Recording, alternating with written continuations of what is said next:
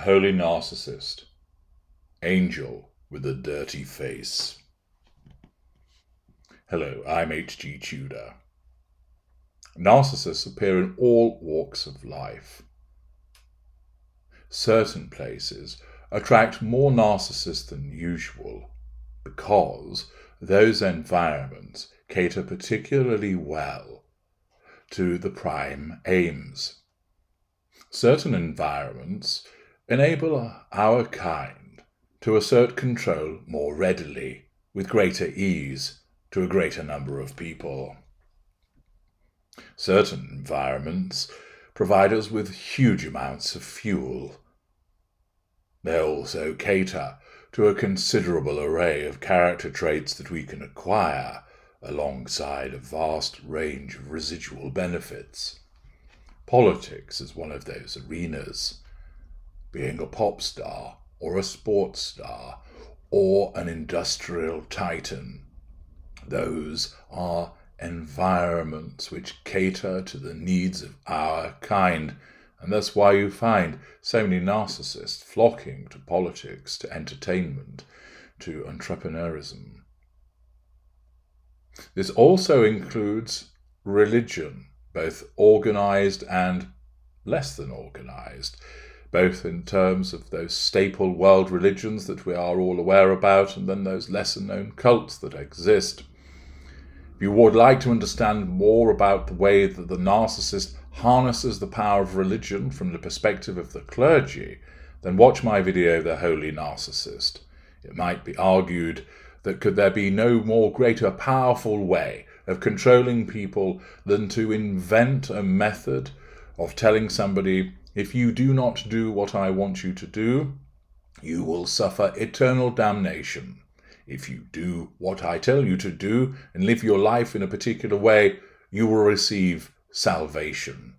A powerful method of controlling people and causing them to respond with that required fuel. We also throw into the mix the concept of the angel with the dirty face. Again, if you'd like to understand more about this, watch the video of that name. But essentially, that covers those narcissists which portray themselves as kind people, ones that are very empathic, that they go above and beyond with regard to the salvation of their fellow human beings, whilst actually there is a dirty face behind it all, the dirty face of the narcissist. The individual that I'm going to tell you about falls both into the category of holy narcissist, utilizing religion for the purposes of the pursuit of the prime aims, but also qualifies as an angel with a dirty face. Alex Oliveira has reported in the Mail Online, TikTok star rabbi, who adopted 9 boys as a single dad, is charged with raping son, aged 17, and accused of molesting his other children after a victim called into podcast with allegations. Also said to have faked his Judaism and chronic illness. Now, it's important to make the point that there are allegations, and therefore they have not yet been tried in a court of law. But on the basis that they are correct, what does this tell us about this individual? A rabbi who gained fame on social media, use of social media as a hunting ground, use of social media to assert reach by virtue of control, manage facade, for adopting 9 boys, seemingly empathic act, as a single father, was arrested after one of his sons accused him of years of sexual abuse. Sexual abuse evidencing a form of control, a lack of emotional empathy, and a form of manipulation. Haim Nissim Cohen, aged 38, was charged in February with sexual assault, form of manipulation, lack of boundary recognition, sense of entitlement, absence of emotional empathy, and continuous sex abuse of a child under 17 after one of his sons called into a podcast to report the alleged crimes. The 17-year-old boy claimed Cohen had abused a number of his brothers and threatened to kill them, use of threat, if they had ever revealed the assault. 6 of Cohen's children have since been removed from the home and placed in protective care. It was not the first time Cohen had been accused. He was out on bond over a 2019 case in which he was accused of sexual contact by a student, now 20, who was staying with Cohen during an exchange program from Spain. It's evident that if these allegations are correct, that this individual repeatedly engages in the sexual abuse of children. Therefore, this shows a pattern of behaviour whereby he acts with a sense of entitlement, an absence of emotional empathy, a lack of accountability for his behaviours, a form of manipulation. Cohen has also been accused of faking his Orthodox Jewish heritage, use of a facade, utilisation of religion as a means to control, and his alleged disabilities, use of a further facade, pity play, having claimed he was raised in the Hasidic community in New York City. But records show Cohen, who lives in Houston, was in fact from Odessa, Texas, and that his real name was Jeffrey Lujan Vagel, according to Redux. He regularly posed for photos, facade management, assertion of control, while hooked up to an oxygen tank, pity play, and in a wheelchair, pity play, but his adopted sons claimed even this was faked. The unnamed boy called into a podcast recording on February the 1st and accused Cohen of sexual misconduct, and used the word rape to describe the abuse he said he had experienced since he was adopted at 11. He said he used a burner phone to avoid detection from Cohen and that he was planning to wait until he was 18 to report the assault to police. He said he wanted to remain anonymous until then, out of his fear of Cohen, use of fear to control. The podcasters later called the police, who were able to trace the phone, and then went to see the boy. Initially, he denied he had made the accusations, but later became visibly scared, shaking and held his head down when police played him a recording of the call.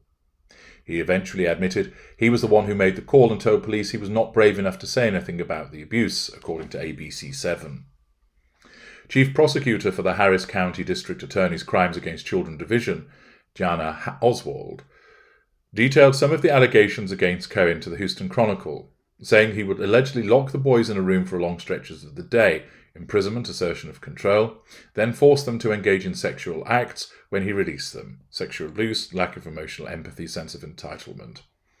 One 16-year-old victim said Cohen would pepper spray them if they refused to comply, manipulation.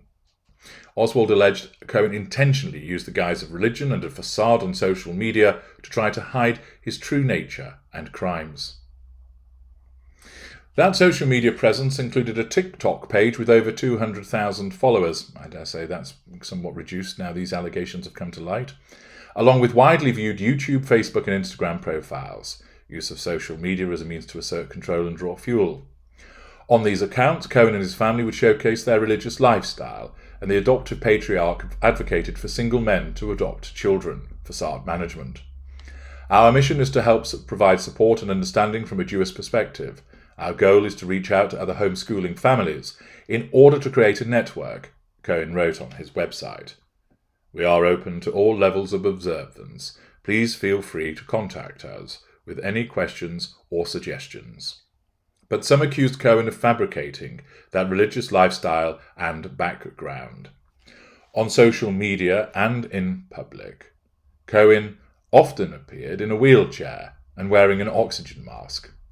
His own adoptive son said even that was a fabrication, with one telling KTRK everything Cohen does is fake.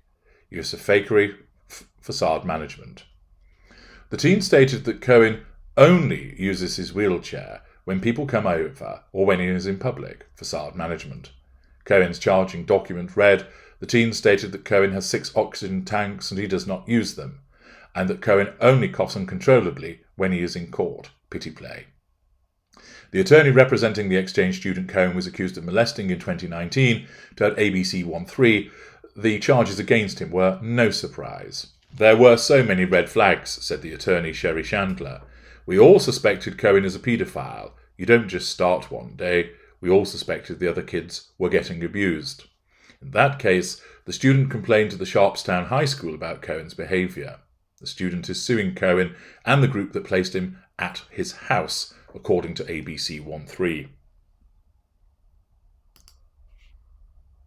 Further information from the Mail reveals, "We knew something was going on, we just couldn't prove it." Prosecutor's shocking admission, as it's revealed father of 9 Rabbi, who is charged with raping adoptive sons, was arrested for attacking another boy in 2019. The rabbi accused of raping his adoptive sons was arrested in 2019 on suspicion of attacking another boy, but was released on bond and allowed to return home, where the abuse continued for 4 years until his arrest last month. This demonstrates a continued and sustained pattern of conduct. Haim Nissim Cohen, whose real name is Jeffrey Lujan Vayil, is now in custody on suspicion of raping at least 6 of his 9 adoptive sons. The obese 38-year-old is also accused of faking his Jewish heritage and chronic illness. Cohen was taken into custody after one of his adoptive sons, aged 18, called a podcast begging for help. Since then, 2 other boys have told police that he abused them. 6 of his children, who are still minors, have now been taken into foster care. They are 9, 10, 14, 15, 16 and 17. It remains unclear which adoption agency he used, how he was vetted, or why he was able to adopt so many boys.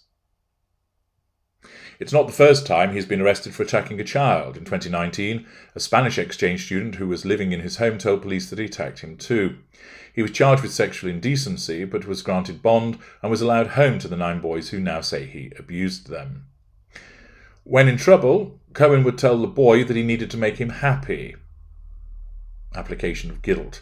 He would touch Cohen's chest and stomach area and notice him to get aroused while making noises. He explained that Cohen wanted him to get an erection, but he would not be turned on. He would ask him for a hug so he could put his hands on him. He stated it happened in Cohen's bedroom and they were both in bed. He stated he would touch him and would ask him if he liked it. Cohen grabbed his hand and placed it on his penis. He explained that he wanted to that he began to masturbate the defendant and that it happened while everyone was asleep. A charging document from April 2019 reads. Cohen was arrested and charged, but was released from bond and allowed to return home on bond, where he then continued the abuse.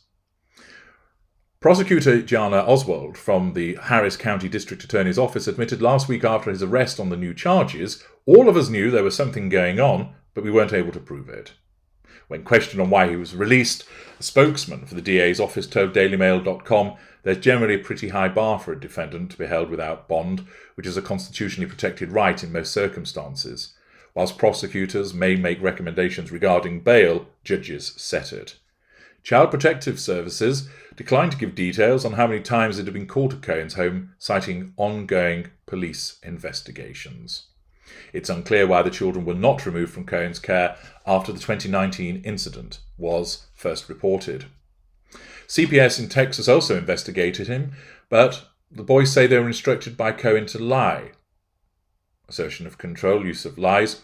Cohen turned the family's life into a money-making social media phenomenon. Residual benefit.